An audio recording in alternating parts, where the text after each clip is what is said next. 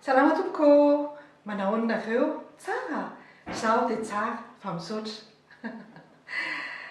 Bienvenue dans cette vidéo de C'est cool gars, c'est Marie-Jo avec vous comme depuis le début et c'est vraiment cool. Alors la dernière fois on a constitué des phrases, vous en avez comme ça de votre tête par rapport aux pronoms, par rapport au sujet, par rapport aux verbes, par rapport aux objets. Tenez bon parce que c'est bientôt la fluidité qui va arriver si vous êtes bien appliqué. Et vous allez voir qu'au final, on a l'impression qu'on a plein de choses à retenir, mais c'est toujours les mêmes choses qui reviennent aussi. Donc, avec un esprit un peu subtil et accompagné, ça ira très bien. On a vu que les phrases, c'est, vous avez le prédicat, donc ça peut être le verbe, ça peut être l'adjectif, l'adverbe, etc. Plus objet, plus sujet. Ça, par cœur maintenant, vous le savez par cœur. Sauf quand on est en mode passif où on met le sujet tout au début. Et puis la dernière fois, je vous ai dit qu'il y a quelque chose à voir avec les pronoms possessifs, ce qu'on vient de voir, ce qu'on venait de voir, où on a carrément collé le sujet par rapport au verbe. Vous vous souvenez de ça? Mon histoire avec Ikut là, ça continue, hein? Vous êtes toujours dans le secret. Chut. Ok? Et donc, c'est Tiku Ikut. Là, c'est aimer. Et là, c'est le sujet, c'est moi. On a vu ça. Tino Ikut, Tin Ikut, Tina Ikut, Titsik Ikut, Tinara Ikut. Tout le monde aime cute, d'accord?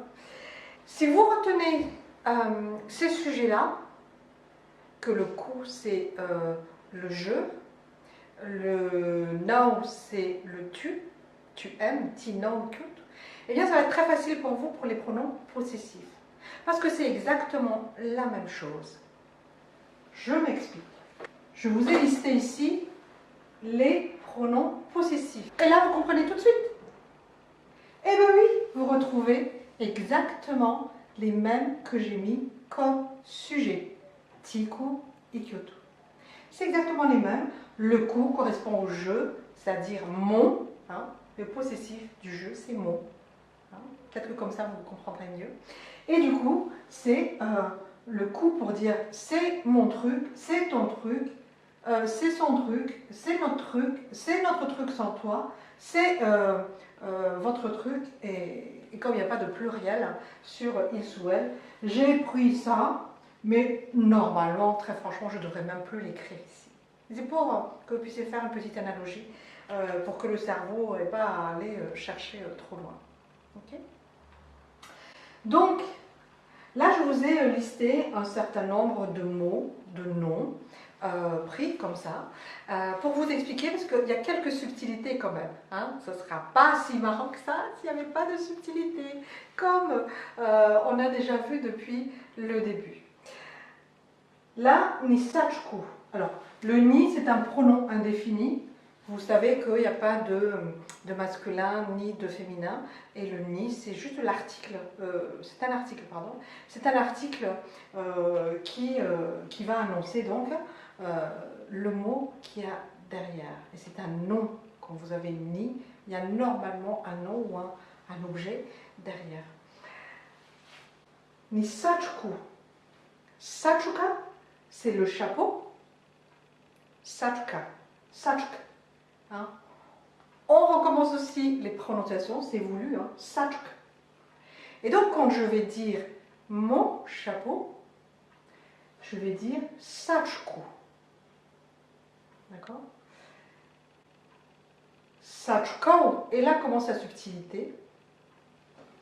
Parce qu'il y a trois formes de mots, trois terminaisons de mots, où au final la première lettre de ces pronoms possessifs-là, sauf pour le ni, tombe. On enlève. Les mots qui se finissent par ka, ou par cha, ou par na, on va voir qu'il y a quelques traitements spéciaux. un traitement d'ailleurs, juste un traitement. Donc, sachka, ici, c'est un mot qui se finit par K, et donc je fais tomber le K, parce que sinon ça va faire caca. Donc ça va être Sachuku. Le K est déjà là. Sachukao. Parce que c'est difficile de dire Sachuknao. D'accord? Et donc, du coup, on s'est facilité les choses. Vous voyez, c'est dans l'esprit de facilitation de la prononciation, ne serait-ce que ça. Sachuni. Le K, il tombe, c'est pas Sachukani. D'accord? C'est Sachuni. Sachutsik. Il y en a qui vont vous dire Sachuktik. D'accord? Bon, dans le parler, c'est toléré. Mais sachez qu'on le dit vraiment Sachutsik. Sachukai. Donc, on ne dit pas Sachuknai, Sachukai. Mais vous pouvez l'entendre de temps en temps. Soyez juste ouverts d'esprit et vous pouvez dire que oui, dans certains coins de Madagascar, par exemple, ou un quartier, on ne se prend pas trop la tête et ça marche aussi. Des fois, c'est vraiment dans leur habitude aussi de langage dans certains villages et c'est ok aussi, c'est une langue comme une autre. Je vous rappelle que c'est la langue officielle qu'on apprend ici, mais il y a d'autres langues qui se parlent à Madagascar. Il y en a qui parlent de dialecte. Moi, je trouve que c'est des langues à part entière. Sachkareo, Sachuni. D'accord? Donc on a pris ce qui se finit par K. Par exemple, Zanaka. Zanaka, c'est enfant. Hein, et le radical, c'est Zanak. Zanaku. Zanakao, ton enfant ou tes enfants. D'accord? Zanak, c'est mon enfant ou mes enfants. Souvenez-vous, il n'y a pas de singulier ni de pluriel. Le nombre n'entre pas en considération pour la langue malagasy. Okay? Zanak ou Zanakao, Zanatsik, Zanakai. D'accord? Zanatsik, on enlève le K. Zanakai, c'est pas Zanaknei. Zanakareo, d'accord? Et Zanani. Okay. Ici, on a Vula, argent. C'est mes sous, c'est mon argent. Voul. Et là, c'est simple. Vous appliquez en mode Simpaklo. Vula, Vulano, Vulan, Vulantik, Vulanei, Vulanareo, Vulan. Mon argent, ton argent. No, ton argent. Ni, son argent. Tik, notre argent. À tout cela. Nai, notre argent, sans toi. Nareo, Vulanareo, c'est votre argent. Ça ne me regarde pas. Et Vulan, eux, leur argent. Donc, quand il n'y a pas de K, ni de Cha, ni de Na, on ne se prend pas la tête. On applique direct. Le je qui devient donc le mon ou le mais, le tu qui reste en mode possessif, tient, les tiens ou le tien. Et pour la tabach, la tabach, c'est la traduction, mais vraiment de table en français. La table, là où vous mangez, là où vous bossez. Okay?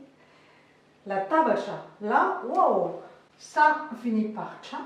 Et donc on se dit, on va simplifier les prononciations, la prononciation. Donc je ne vais pas dire la tabachku. Vous imaginez le truc? Donc du coup on dit la tabachu. D'accord? La tabachu. On enlève le K. La tabachao. La tabani.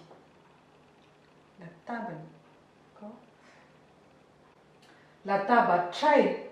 Le N, c'est pas le tabachnei. Oh, il y en a qui, même si vous l'entendez, ben, c'est pas votre fonction de corriger forcément les choses, mais de dire, ah, il est en train de me dire, voilà, ça peut vouloir dire ça. La tabacharo, la tabani. Simple, hein? Donc, K, chana, c'est spécial, et K et Cha, même combat. On simplifie la prononciation. Comme ça se termine par na. Havani. Havana. Radical, c'est Havana. D'accord? Donc, Havani. Havaku. On ne se prend pas la tête. On enlève le na et on met le ku, le no, le ni, le tsik, le nai, le nareo, le ni. Vous ne prenez pas la tête. Donc, havaku, havano, havani, havantsik, havanai, havanareo, havan, havanzaro, si vous voulez vraiment dire eux tous au pluriel. Ok? C'est simple, quoi. Hein? Ku, ça veut dire je, ou c'est le possessif du je, c'est-à-dire mon ou mes. Non, c'est toi en action, ou ton ou tes. Ni, vous ne l'entendez pas forcément quand vous... Hein, havan, d'accord? Ni, c'est lui, ou son, ou c'est. Tsik, vous vous souvenez? Hein, c'est nous, ou alors notre ou nos. Nareo, c'est vous, votre ou vos. Et ni, c'est eux, ou alors leur chose. Ok? Vous le tenez là, quand même. Ok? Bien. Alors, voilà pour les subtilités. Là, il n'y a pas d'infinitif, il n'y a pas de forme à l'infinitif dans les verbes en malgache. Donc, il va falloir apprendre. Mais je vous ai dit dès le début que vous devez bosser et si vous avez la volonté, vraiment, c'est simple. Donc, on va déchiffrer des chansons dans les jours qui vont venir, la prochaine fois. Ok? Ciao! Velume, Madapion!